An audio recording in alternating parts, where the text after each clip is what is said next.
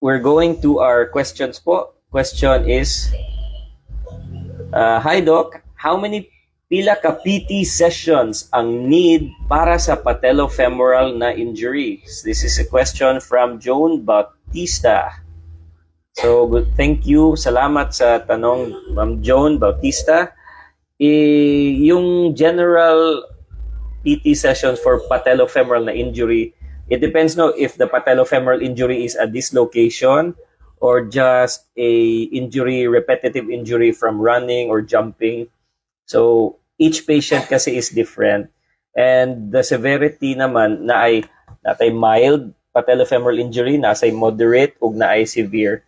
And you really need to examine patients to know if you are mild, moderate, or severe, kasi ang therapy sessions for mild patients or mild injury is different from severe injury po. Severe injury can take many months, whereas mild injury pwede 1 month lang. So I hope that helps. Always po consult your doctor, and if you can find a knee specialist near you, much better po.